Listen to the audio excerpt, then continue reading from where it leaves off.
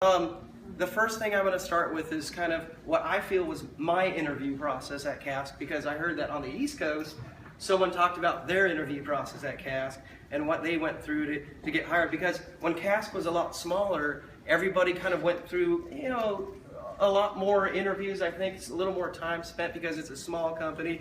Now that we've grown, you don't have as much time to spend with people. However, you go more on people's recommendations and people kind of vouch for you and things like that. So really, when I started at Cask, I actually started part-time.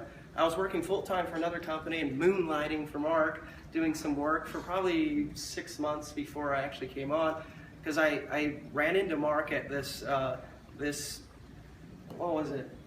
program consolidation, blah, blah, blah, that we were working on together.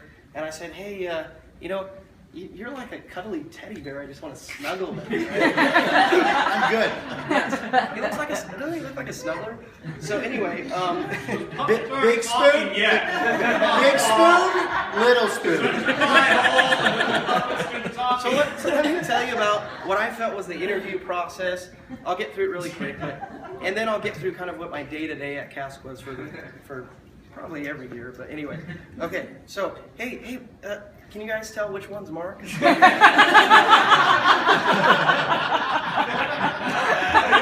not this one, in case you're wondering. It's not this one. Right, okay. Hey, Paul. Hey, Paul. Hey, we're in DC, and I got a couple guys with me. You want to go out and have some dinner? Yeah, sure, no problem. I got my customer with me, but if you don't mind, I'd like to bring him with me. Yeah, no problem. We'll meet you at the steakhouse, and we'll have some fun. Okay. So now here's my customer. Hey, customer. Yes, Paul. Would you like to go with me to a Cask meeting? It's a company that I'm thinking about working with at some point, but I don't have any extra clothes because I didn't plan on going out at night, and I want to change. Yeah, no problem. You can borrow my shirt.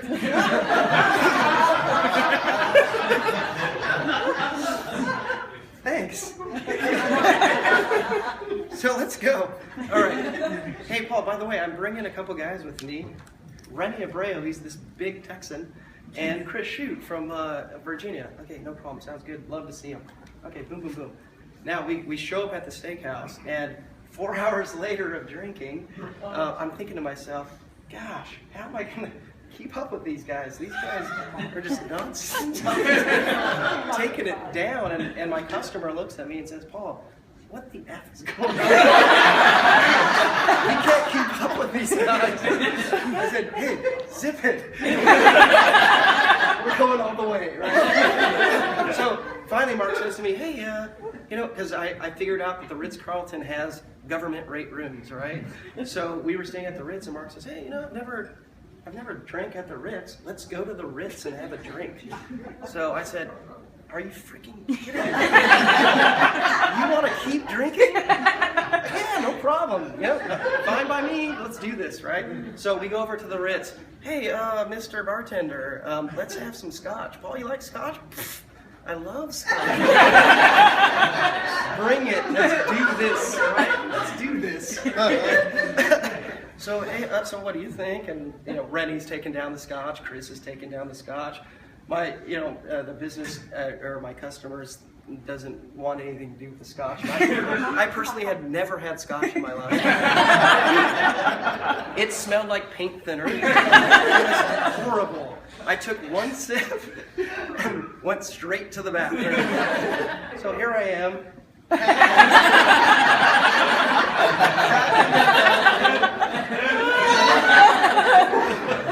And here comes Rennie.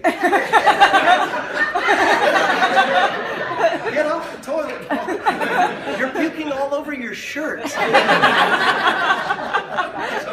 thank you, Rennie. Rennie took me up to my room. And the next morning, I returned the shirt to my customer, staying on the same floor, who dropped it straight into the trash can because it had puke all over it.